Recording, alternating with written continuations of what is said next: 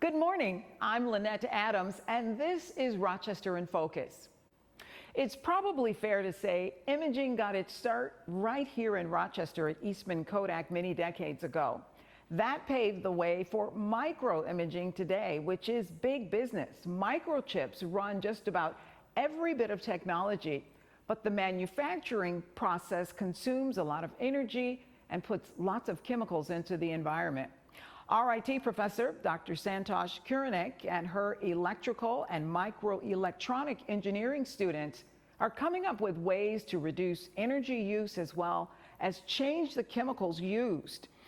Those are chemicals that end up in the environment. So we paid a visit to RIT to see what they've discovered.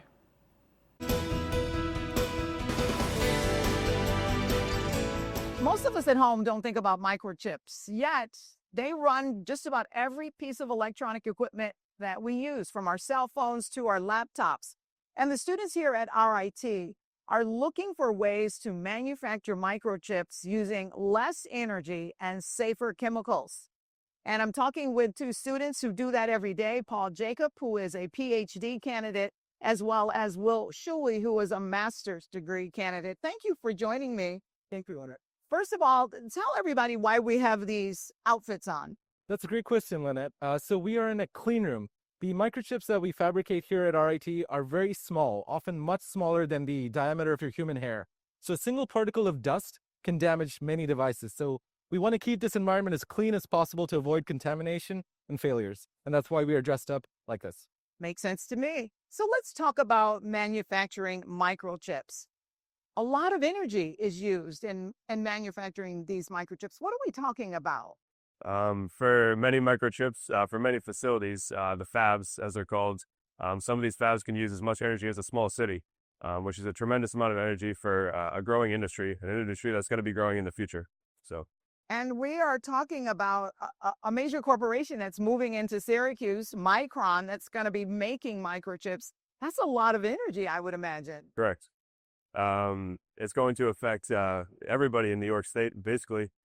Anybody who's connected to the grid, and it's going to cost a lot more energy to be created in the future. And chemicals. A lot of chemicals, not always the safest chemicals are used, right? Tell us about that. That's correct. For example, this tool right behind me is called a reactive ion etch system. It uses some dangerous gases like carbon tetrafluoride and trifluoromethane, which are forever chemicals or PFAS gases, to remove materials like silicon. So this is an example of a tool that uses some pretty gnarly chemicals. So let's talk about what you guys are doing here, because you're looking for ways to use safer chemicals, right? That's correct. And you're looking for ways to use less energy. Are there safer chemicals that can still do the job? There absolutely are. There are methods to do etching without these chemicals, and Will can talk a little bit about some of that. Sure. So this particular tool that we're looking at is called a reactive ion etcher, and it uses harmful PFAS gases. There's an alternative method that can do the same thing that this tool does, called ion beam etching, which uses inert gases only. It doesn't use any harmful chemicals. It doesn't release them into the environment where they're toxic and bioaccumulative and stuff. So that's one of the options that we're exploring, replacing tools like that with safer alternatives. Most people would think, why do I have to worry about the chemicals if I'm not around that?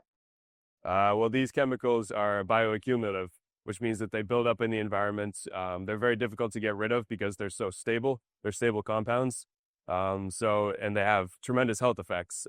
So it's bad for everybody who has contact with them.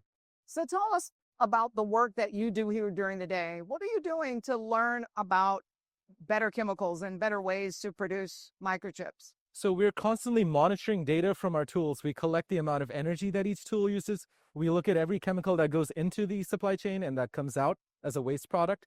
So by looking at everything really carefully, we're able to quantify and qualify the usage of chemicals and energy, allowing us to look for better ways to do it.